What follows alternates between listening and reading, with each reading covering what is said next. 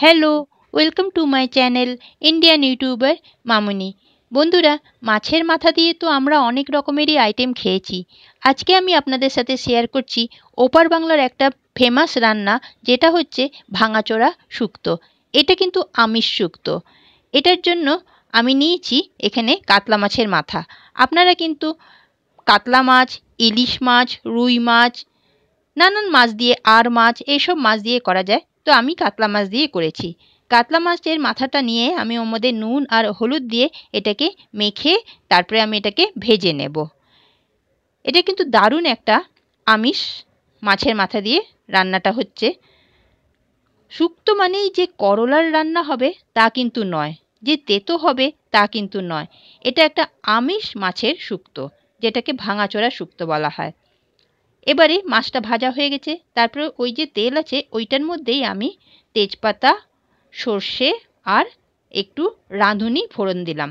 শুক্তো মানে রাঁধুনি তো দিতেই হবে, তাই আর সর্ষে, রাঁধুনি আর তেজপাতা ফোড়নটা দিয়ে একটু ফোড়নটা ভেজে নিলাম। ভাজা যখন হয়ে গেল তখন এটার মধ্যে আমি সবজি দিচ্ছি। কি সবজি নিয়েছি? আলু, কুমড়ো, বরবটি, পটল আর বেগুন। এইগুলোকে আমি এক এক করে করে সব ভেজে নেব। তো প্রথমে আমি এখানে দিচ্ছি আলুটা, আর সবজিগুলোকে একটু ডুমো ডুমো করে কেটে নিয়েছি। আপনারা এটা বানিয়ে দেখবেন, দারুণ কিন্তু খেতে হয়।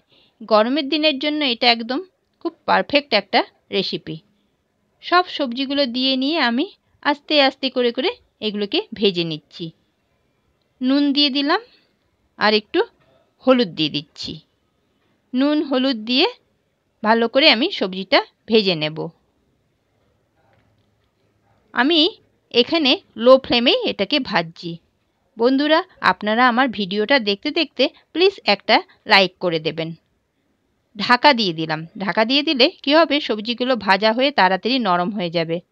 দেখুন, একটুখানি পর 5 মিনিট পর দেখুন সবজিগুলো, আলুটাও, পটলটা, কুমড়োটা সব দেখলাম একটু খুন্তি দিয়ে সবগুলো কিন্তু নরম হয়ে গেছে। এবার আমি একটু আদা গ্রেট করে দিলাম। এখানে আপনারা যদি চান আদাটাকে বেটে নিয়েও ইউজ করতে পারবেন। তারপর ধরুন নরম যখন হয়ে গেছে তখন মাছের মাথাগুলোকে আমি একটু ভেঙে নিয়েছিলাম। ভাজা মাছের মাথাগুলোকে আমি এর মধ্যে দিয়ে দিলাম।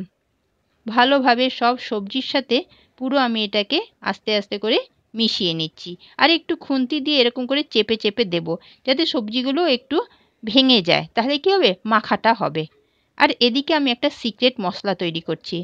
ফ্রাই প্যানের মধ্যে একটু আমি গোবিন্দভোগ চাল নিয়েছি, আর সর্ষে নিয়েছি, আর রাঁধুনি নিয়েছি। নিয়ে গোবিন্দভোগ চাল, সর্ষে আর রাঁধুনিটাকে এটা শুকনো খোলার মধ্যে ভালো করে ভেজে নিলাম। ভেজে এটাকে গুঁড়ো করে নিচ্ছি মিক্সির মধ্যে। একটু দেখুন চিনি দিলাম, কারণ শুক্তো তো একটু চিনি দিতে হয়। তারপর ওটাকে মিক্সিতে এই সিক্রেট মশলাটা নিয়ে গুঁড়ো করে দিয়ে দিলাম। এটা দেওয়াতেই রান্নার টেস্টটা কিন্তু দুর্দান্ত হয়ে যাবে, আর খুব সুন্দর কিন্তু গন্ধ ছাড়ছে। এটা প্লিজ বন্ধুরা, আপনারা, আমি অনুরোধ করছি আপনারা এটা বানাবেন, গরম গরম ভাতের সাথে খাবেন। এটাতে কিন্তু কোনো জল ইউজ আমি করছি না।